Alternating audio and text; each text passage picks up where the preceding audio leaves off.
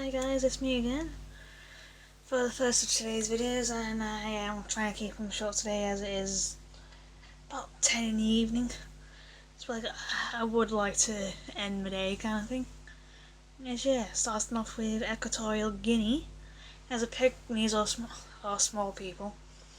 as pygmy kind of suggests, were the first known inhabitants of Equatorial Guinea before Bioko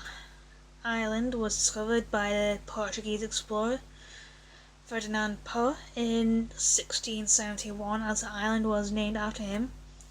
and together with Annobon was colonized 3 years later, and they remained under Portuguese control until they were ceded to Spain in 1778, and by 1885 Rio Muni in the mainland became a protectorate and a colony of Spain in 1900. As the Treaty of Paris settled the conflicting claims to the mainland, as following numerous events following World War I, when German troops retreated to the territory for reasons of Spain being neutral, a rebellion at Bata, and subsequently the rest of the country, an election was held in September 1968. As Francisco Macias Arguello was elected as the first president, as 2 years later Spain granted independence to the country to give way to pressure from the UN, or United Nations. In 1972, Macias took complete control of government, achieving the title of President for life, but his administration was characterized by a reign of terror, resulting in the death or exile of about a third of the population. And beginning from 1975, schools and churches were ordered to close as the economy began to show signs of falling into ruins, and in 1976 about 60,000 Nigerian contracted workers left Bioko Island after almost simultaneously with the departure of foreigners and skilled citizens. And in August 1978, Marcia's nephew, Theodore Obiang Nguema Mabasogo, he was director of the infamous Black Beach prison,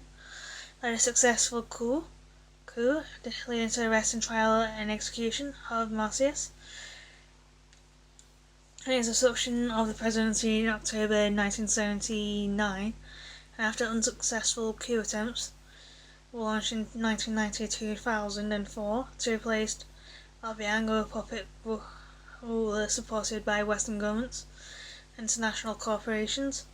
Since 1999, legislative elections have been held in the country, but the reports from the elections were marked by fraud and imitation and alleged torture of political opponents of the president. And as the language of Equatorial Guinea, the Republic of Equatorial Guinea, has Spanish as its official language, and is spoken by about 90% of inhabitants, and then French by about 2.5% of the population, and other languages are spoken by about 7.5% are Portuguese, Pitching,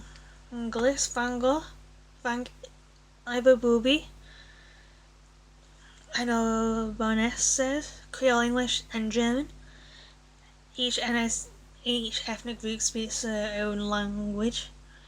kind of thing. And Spanish is taught in schools and used by media as a means of communication common in Bioko Island and mainland, and is mainly used for inter-ethnic communication, as French became a compulsory subject in schools in 1988 as a result of the country's close common economic association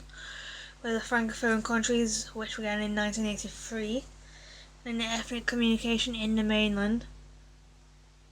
French occasionally surfaces among some inhabitants, where there are numerous natives of the country of Cameroon and Gabon, as tens of thousands of Guineans took refuge during the dark days of the dictatorial rule of Marcius. And it was during this time when they learned the fundamentals of French, as Portuguese was made the country's third official language in 2007 to help the country qualify for full membership of in the community of Portuguese language countries.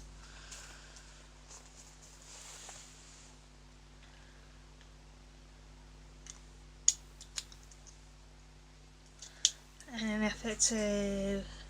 improve relationships with the Portuguese,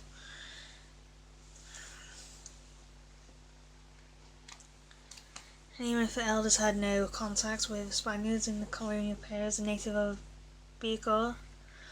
and speak fluent Spanish,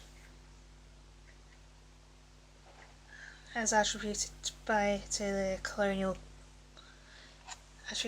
Spanish educational system, which was under the Spanish missionary route for a long time. And similarly, in Anobo Island, despite being isolated from the country by the water, residents speak the language well, and so with Rio Muni, except those in places from schools and government centres of activity. And Spanish is also commonly used in mixed ethnic marriages, but not extensively in daily interactions among people who speak the same language and all, and that still prevails in many households. And yeah, that is Equatorial Guinea for you, and yeah, bye for now.